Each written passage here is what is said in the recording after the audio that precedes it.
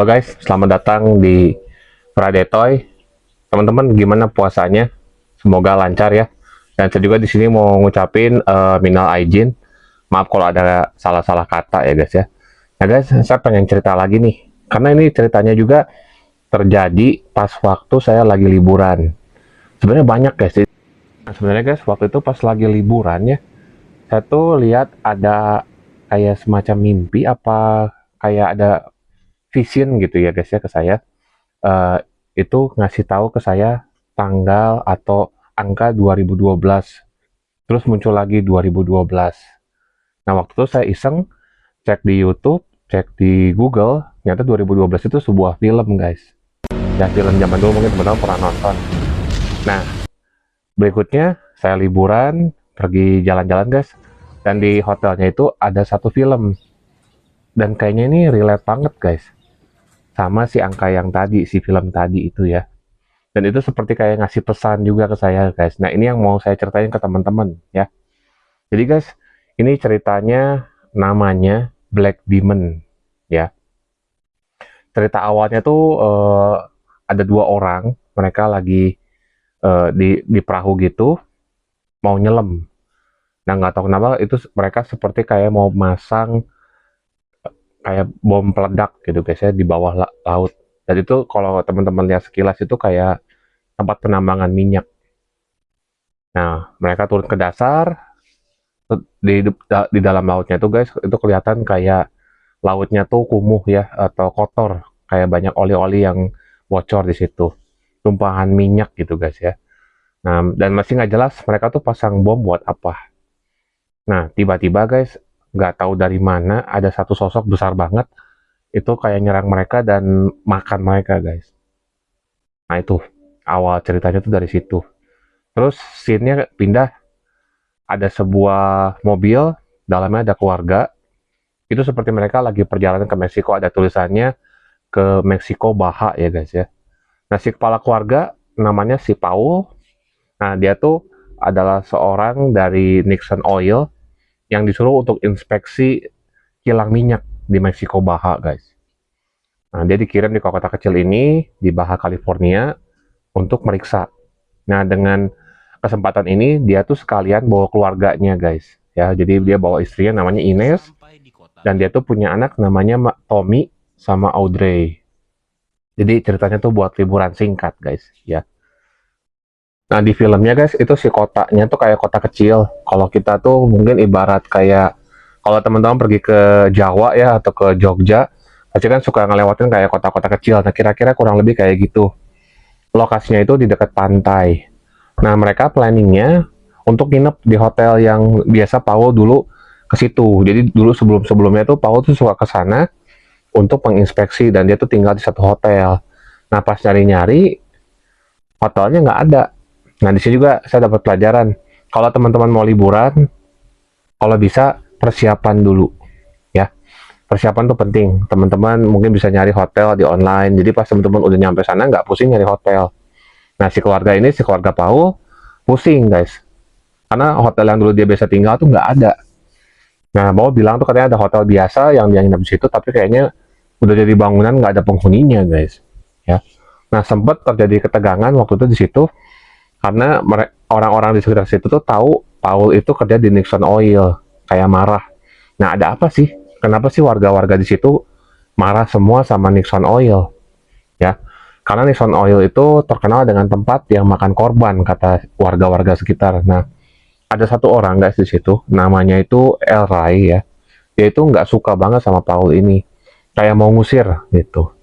Tapi karena istrinya namanya Ines itu orang Meksiko juga, jadi diterima. Suasananya jadi cair. Nah, si El Ray ini bawa mereka ke sebuah kafe. Dan dalam perjalanan mereka, mereka tuh lihat banyak patung guys. Kayak kayak patung dewanya di sana. Kayak itu tuh dewa dewa Maya ya, dewa suku Maya, kayak suku Aztec gitu. Namanya tuh Talok. Ditempatkan di banyak tempat kayak sebagai perlindungan. Mungkin kalau di Bali, kalau teman-teman tahu tuh di setiap toko ada kayak sesajen ya di depan toko. Nah, kurang lebih kayak gitu. Kalau di sini tuh kayak patung dewa gitu, guys. Nah, kerasa udah aman di kafe, sama Paul tuh ditinggal dulu guys si keluarganya untuk ngecek kilang minyaknya si oil rig-nya yang ada di tengah laut. Nah, Paul dijemput sama kayak perahu kecil guys, ya dijemput kayak semacam nelayan gitu, diantar ke sana ke tempatnya. Tapi di tengah-tengah guys, si nelayannya nggak mau nerusin. Ada apa nih di situ? Kenapa sampai nelayannya sampai setakut itu ya? Jadi akhirnya Paul pakai kapal kecil ya pergi sendiri aja ke sana guys. Nah, pas Paulnya lagi pergi, keluarganya kan lagi di kafe ya guys, ya lagi nunggu gitulah, lagi makan-makan, diganggu guys sama preman. Jadi ada beberapa preman ngeganggu anaknya yang perempuan namanya Audrey. Itu secara langsung yang namanya naluri seorang ibu dipukul guys pakai botol. Nah, itu ibunya keren banget ya. Dan ya mungkin kalau di sini bisa lain cerita ya. Mungkin kalau kita mukul kayak gitu bisa-bisa kita yang salah walaupun premannya yang mulai duluan. Ya mungkin kayak gitu ceritanya ya. Nah, terus mereka tuh dikejar sama si premannya bocor guys ya. Si pelipisnya tuh kayak sobek. Nah, akhirnya ya udah si keluarga tuh Ines, Audrey sama Tommy ya, istrinya Paul, mutusin udahlah kita ke kilang minyak aja nyusul si Paulnya. Nah, di lain cerita, Paul udah sampai di kilang minyaknya dan sadar di tempatnya tuh kayak nggak ada orang, kayak udah ditinggalin, kayak kosong banget. Nah, penasaran dia manggil temennya namanya si Pepe ya, katanya waktu itu dulu kerja di sini. Nah, terus muncul dua orang guys ya, yang buat si Paul tuh jadi kaget. Siapa nih? Namanya Cato dan Junior. Ya mungkin orang lokal juga ya, kelihatan mukanya tuh orang-orang Latin, orang-orang Meksiko gitu. Nah, si Paul bilang, saya dari Nixon Oil nih, dikirim ke sini untuk pemeriksaan. Terus mereka sadar, kok kayak ada perahu lagi nih ke sini. Nah, ternyata itu tuh keluarganya si Paul. Ines, Tommy sama Audrey nyusul si Paulnya. Nah, ini yang serem. Pas mereka lagi di perahu, mau ke kilang minyak, ada yang ngejar guys. Kebayang nggak? Teman-teman pasti pernah liburan ke Pangandaran kan? Naik kapal, kan kapalnya nggak mungkin kapal gede ya, kapal kecil, kapal nelayan.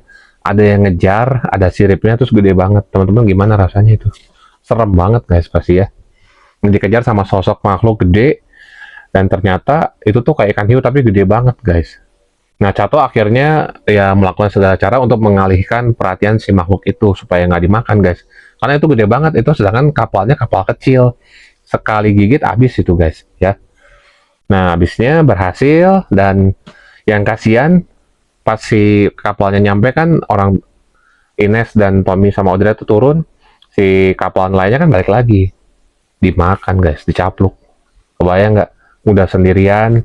Dan kalau teman-teman tahu itu Ines pas mau berangkat juga ngomongnya kurang enak sama si nelayannya. Nah, saya juga belajar segala sesuatu guys, kita harus sopan ya, harus baik sama orang. Perlakukan seperti kita pengen diperlakukan ya guys ya. Nah, berikutnya kan ya mereka semua ngelihat itu kapalnya dimakan ya sama perahu besar gitu. Kaget kan, apa itu? Nah, si Cato ini bilang itu Megalodon, guys. Kebayang nggak? Megalodon masih ada gitu, guys. Nah, ya udah, itu udah nerol tempat ini sekitar berminggu-minggu, beberapa waktu. Terus si Megalodon sampai makanin si orang-orang yang ada di situ. Makanya pekerja-pekerja yang kerja di kilang minyak itu mati semua, guys. Jadi pas mereka pulang mungkinnya dimakanin, si perahunya diserang gitu. Nah, jadi si Cato sama si Junior ini udah berminggu-minggu guys di sini, dan mereka tuh nyari cara gimana caranya bisa keluar, bisa pergi dari kilang minyaknya. Alat radionya juga rusak guys, kalau teman-teman mau tahu ya, jadi listriknya nggak jalan. Berarti kan kalau teman-teman tahu kalau malam-malam kan gelap ya, dan kebayang di bawah ada makhluk segede gitu, serem banget. Sinyalnya juga nggak ada ya, kebayang ya guys, saya tengah laut nyari sinyal pasti susah.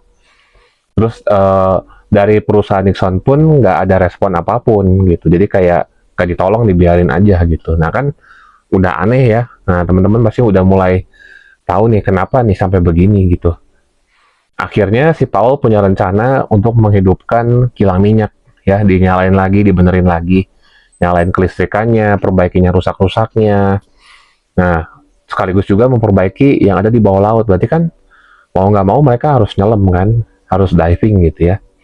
Nah, jadi dengan adanya si Megalodon ini adalah manifestasi guys dari Dewa Talos yang marah. Nah, marahnya kenapa? Nah, ini guys, ini tuh filmnya simple tapi menarik ya, karena semua keserakahan manusia ya, Karena itu si alam itu bermanifestasi mewujudkan megalodon ini, ya, disebut sebagai El Demonio Negro atau si Black Demon, setan hitam, ya. Nah makanya di sini guys, saya juga belajar untuk sukses ya boleh, nggak salah. Untuk jadi orang kaya atau sukses nggak salah guys. Tapi caranya harus benar. Itu jangan sampai kita ngerusakin alam atau bahkan membahayakan nyawa orang lain. Apalagi orang bawahan kita, staff kita dikorbanin. Itu kita bisa dapat balasannya guys, ya. Nah guys, saya ceritain lagi lebih lanjut. Cato sama Junior itu akhirnya turun untuk benerin sambil dipantau sama kameranya sama Paul. Jadi si Paul itu punya kayak mungkin sebutannya kayak iPad kali ya. Itu ada kameranya, jadi bisa mantau mereka di bawah ngapain. Nah waktu itu mereka kaget kok ada bahan peledak. Jadi kan kalau teman-teman tahu di kilang minyak tuh kan bawahnya kayak tiang-tiang gitu, dan di tiang itu ada peledaknya guys. Kebayang nggak? Ada peledak guys di tengah-tengah laut. Orangnya tinggal di atas. Teman-teman kalau tinggal di situ gimana sok? Bawahnya ada bahan peledak, ada bom, terus ada hiu segede megalodon. Serem banget itu. Nah dan mereka cuma punya waktu 2 jam guys untuk bisa keluar dari situ. Waktunya cuma 2 jam. Kebayang nggak guys? Nah si Junior akhirnya gugur guys, mati. Jadi dia setelah ngebenerin gitu kan kembali ke kapsul. Jadi teman-teman dia tuh turun pakai kapsul gitu ya. Akhirnya dia nyelam. Nah si kapsulnya digigit guys. Ya kapsulnya tuh kecil jadi mulutnya tuh masuk guys. Kebayang kan berarti megalodonnya segede apa? Itu gede banget, kayaknya orang sekali makan tuh masuk gitu. Nah saking seremnya ya, saya juga pas ngeliat ngebayangin kayak gitu serem banget guys. Itu serem banget. Nah akhirnya Junior meninggal, mati. Cuman Cato aja yang selamat. Nah saking pengen keluarnya tuh kan bingung ya semuanya ya. Coba cara ini mentok, coba cara ini malah si Juniornya mati. Nah si Paul tuh sempat halusinasi guys, halusinasi ya, kebayang nggak? Karena ya mungkin panik, takut segala macam ya jadi halusinasi gitu. Nah Cato bilang di tempat ini tuh kita harus punya pikiran yang kuat. Kalau nggak tuh kita bisa ketarik sama pikiran kita sendiri gitu. Di scene berikut guys ada satu momen ya, ini entah kenapa bisa begini juga, tiba-tiba si Tommy anaknya Paul jatuh guys. Ya ada-ada aja. Ya akhirnya mereka nolongin ya selamat. Nah ini nih yang lumayan bikin kaget. Setiap inspeksi yang dilakukan sama Paul itu dia tuh selalu approve. Jadi gini guys, jadi si Ines istrinya Paul itu tuh ngecek-ngecek kan, mereka sambil lihat ada apa sih yang bisa kita pergunakan ya untuk bisa keluar dari sini. Nah istrinya Ines itu nemuin kayak semacam kertas-kertas dokumen yang dimana si Paul itu mensetujui, approve, menandatangani kalau si oil rig ini, kilang minyak ini nggak ada masalah. Padahal banyak masalah guys. Nah, jadi apa? Si Paul itu tahu ada megalodon di situ dan sama perusahaannya dijadiin eksperimen tapi gagal. Dan banyak sekali kebocoran-kebocoran minyak di situ juga sama Paul dibiarin. Tujuannya apa guys? Biar dapat duit lebih gitu. Nah kenapa biar dapat duit lebih? Biar Paul bisa dapat uang lebih banyak dan yang punya perusahaannya juga dapat uang lagi lebih banyak. Padahal itu tuh banyak yang error di situ guys, banyak yang harus dibenerin. Bahkan ada sampai orang yang mati pun nggak dihiraukan. Nah ini apa guys namanya? Ini tuh artinya kita serakah ya. Segala cara dilakukan untuk dapat uang lebih banyak. Sebenarnya Paul niatnya baik, dia pengen untuk membahagiakan keluarganya. Tapi caranya nggak kayak gitu guys. Ya. Jadi dia si perusahaan Nixon Oil ini benar-benar ngerusak lingkungan ya. Sampai kotor, rusak semua. Si Nixon Oilnya nggak peduli guys. Yang penting dapat duit lebih banyak aja. Nah, di sini teman-teman bisa lihat kadang orang bisa jadi serakah ya. Dan serakahnya tuh sampai nggak mikirin nyawa orang. Ya itu kan kebayang guys, ada makhluk segede gitu, orang mati dibiarin. Ada kerusakan, di-approve. Supaya apa? Jadi mereka ngebor terus, ya biarinlah si minyak buminya tumpah mah nggak apa-apa. Tercemar nggak apa-apa kan dapat uang terus ya. Nah itu guys, itu tuh nggak boleh kayak gitu guys ya. Nah, kenapa saya ngomong tadi di awal, saya lihat angka 2012, ya. Itu tuh kayak ngasih tanda, guys. Karena setelah saya lihat angka itu, beberapa lama kemudian, guys, itu saya lihat ada banyak bencana, guys. ya, banyak bencana terjadi gitu. Kayak kayak ngasih tanda ke saya, wah ada apa lagi nih gitu. Nah, nanti saya bakal ceritain lagi di vlog berikutnya, itu saya ngebahas masih tentang liburan. Nah, saya akan jelasin lebih jelas tentang 2012 gitu guys, itu kayak ngasih tanda ke saya gitu. Nah, kita lanjut lagi guys ya. Jadi kan si Nixon Oil ini serakah ya guys ya. Ya akhirnya banyak yang mati nih gitu. Nah, saya pengen sekali lagi kasih tahu sama teman-teman, jangan serakah guys. Serius. Ya kita nyari uang boleh, menjadi kaya tuh nggak salah. Tapi kalau kita terlalu serakah, ingat alam tuh bisa marah guys. Alam itu punya nyawa, punya spirit. Kayak kita punya roh gitu. Ada jiwanya kan kita juga. Nah alam juga bisa. Dan alam tuh bisa manifestasinya mungkin ya kalau di film ini ya jadi Black Demon, El Demonio Negro, si Megalodon. Kan kebayang Megalodon bisa tiba-tiba ada, atau mungkin ya alam memunculkannya sendiri, ya kita nggak tahu juga ya, namanya juga film. Nah alam itu bisa manifestasi guys, mungkin bisa dalam bentuk tsunami, dalam bentuk angin tornado, dalam bentuk kebakaran. Itu kenapa? Karena manusianya serakah. Mereka tuh udah nggak mikirin benar salah, atau mungkin udah nggak mikirin atau nggak percaya Tuhan lagi, atau Tuhan mah itu mah cuman buku, cuman cerita gitu ya. Dan akhirnya mereka mengeksploitasi segalanya tanpa mikirin lingkungan, bahkan nyawa-nyawa staffnya mereka dikorbanin. Mungkin sekarang kalau teman-teman tahu banyak ya yang kayak gitu. Jadi demi uang yang banyak dia korbanin semuanya. Mungkin keluarganya dia korbanin, staff-staffnya dijadiin kayak pion untuk dikorbanin. Terus lingkungan juga rusak, mereka nggak peduli, mereka mungkin bayar orang supaya di-approve terus, supaya izin-izinnya di approve semua, bisa tetap terus, padahal kan alamnya rusak. Nah, itu yang serem guys ya. Jadi film itu tuh benar-benar ngasih saya pesan, jangan kayak gitu, ya. Cari uang boleh, sukses boleh, tapi jangan sampai kita menghilangkan nyawa orang lain, atau sampai nggak peduli sama lingkungan. Intinya ingat, masih ada Tuhan guys ya. Tuhan tuh yang akan berkatin kita, yang akan ngasih rezekinya sama kita gitu. Jadi kalau teman-teman serakah, aduh, ini dari film ini udah benar-benar ngajarin saya banget guys. Filmnya simple banget sebenarnya ya. Jadi teman-teman sekali lagi jangan serakah ya, jangan sampai teman-teman lupa sama semuanya demi kesuksesan ya. Nah guys, kita lanjut lagi nih. Berikutnya tuh, jadi Ines istrinya Paul ya kan nemuin tuh dimana dia approve semuanya hal-hal yang janggal yang sebenarnya bermasalah. Nah akhirnya mereka tuh berantem guys, berantem sampai bilang, kamu masih kasih lihat ini ke anak-anak kamu biar anak-anak tuh tahu, biar anak-anak kamu nggak ngelakuin yang kamu lakukan. Loh, kebayang nggak?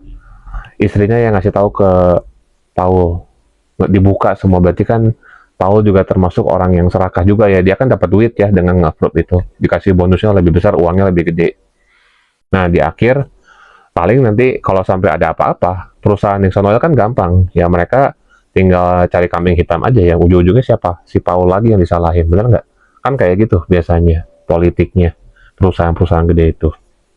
Nah di sini juga Cato itu berusaha mencegah supaya orang-orang nggak ke sini, kan mati guys. Kebayang kalau ada yang ke situ kan langsung dimakan, kan mereka juga kan nggak tahu ya. Dan dia juga nyari cara supaya bisa menghancurkan si kilang minyaknya. Nah karena si Paulnya tuh ngerasa bersalah guys, ngerasa nggak enak ya, dia mau memperbaiki lah. Ya udah, dia ngambil resiko, dia berusaha ngebenerin supaya si kilang minyaknya nggak bocor, kan itu yang bikin lingkungannya jadi rusak kan. Makanya di situ sekitar kilang minyaknya guys jadi hitam.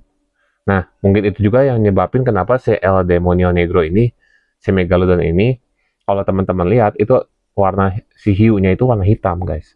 Mungkin karena sering kena tumpahan minyak bumi ya gitu. Nah dia berusaha memperbaiki, dan dia juga mau ngebom si hiunya guys. Teman itu kan resiko, ya bisa aja dia yang dimakan gitu ya. Nah dia akhirnya masuk ke bawah laut, berusaha ngebenerin. Ya entah gimana, dia masuk ke satu kayak besi gitu ya di bawah kilang minyak itu. Dia sembunyi di situ. Nah ini yang buat saya sih pas nonton itu agak dalam ya.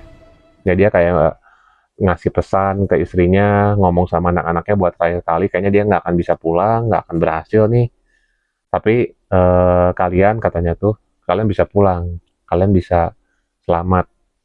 Dia kayak minta maaf sama istrinya kalau dia tuh salah.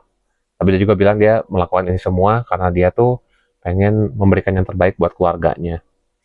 Ya saya juga nggak di sini kayak aduh kerasa banget ya guys. Ya memang nyari uang nggak mudah, tapi ya jangan sampai-sampai kita tuh serakah guys. Sampai kita ngelupain semuanya gitu ya. Nah, dia juga ngomong sama Audrey, sama Tommy kayak pamit gitu guys. Dan yang paling dramatis, yang paling benar-benar ngenyes di hati ya menurut saya, akhirnya dia keluar dari besi itu guys. Dia megang bom, terus dari bawah guys, si Megalodonnya datang itu mau makan dia dari atas. Jadi dia tuh berdiri seperti ini guys. Si Megalodonnya udah gini nih. Pas dimakan guys, berarti dia tuh masuk ke dalam mulutnya dan dia mencet bomnya sampai meledak gitu guys. Teman-teman kebayang nggak jadi dia gimana rasanya kayak gitu? Teman-teman di dalam mulut terus mencet gitu. Aduh itu nggak kebayang lah, serem banget. Nah, ya akhir cerita Ines, Tommy, sama Audrey, Chato semua selamat, ada yang jemput. Nah yang jemputnya si Elray tadi guys, yang waktu itu nggak suka sama Paul, jemput. Nah ceritanya tuh kayak gitu guys. Nah pesan moral yang pengen saya sampaikan ke teman-teman, ya tadi jangan serakah. Alam itu bisa manifestasi guys, alam itu punya nyawa, alam itu ada spiritnya. Dan kalau kita nggak sadar-sadar, ya kita bisa kena akibatnya sendiri guys. Ya, ini teman-teman udah ngerasain kan sekarang banjir, terus mungkin teman-teman juga lihat, memang masih jauh di sana ya, di Amerika sana kebakaran guys. Terus saya belum pernah guys lihat tornado ya, kan saya tinggal di Bandung, saya belum pernah lihat guys tornado gitu ya. Nah saya sekarang lihat angin angin tornado bisa muter-muter tuh di sini gitu. Dulu nggak pernah guys, kayaknya tornado itu cuma adanya di Amerika, tapi bisa ada di sini gitu. Itu kan yang bikin saya tuh kaget gitu. Kok bisa sih gitu? Berarti kan alam udah segitu rusaknya, udah segitu marahnya. Cuman yang saya lihat ya guys, kayaknya tuh manusia ya yang serakah ya, orang-orang yang tinggi semua di sana, petinggi-petinggi mungkinnya atau orang-orang kaya di sana yang serakah, kayak nggak sadar-sadar kalau yang saya lihat. Terus aja gitu. Terus aja eksploitasi, dia kambing hitam orang lah, dia korbanin stafnya sendiri, dia manipulasi, dia cari cara supaya dia bisa dapat uang terus. Kalau ujung-ujungnya alam ngebales ke mereka, kebayang nggak lagi tidur, tiba-tiba gempa, tiba-tiba tsunami, hancur semua, atau tiba-tiba kebakaran, kebayang nggak gitu, sadar nggak gitu. Itu yang jadi pertanyaan kalau buat saya. Ya, saya nggak ngerti sih yang seperti itu gitu ya. Kenapa sampai ngilangin nuraninya mereka sendiri gitu untuk dapetin uang. Buat apa kita dapat uang banyak tapi kita kehilangan segalanya guys gitu. Kita kehilangan jiwa kita atau kita nggak selamat atau ujung-ujungnya mati.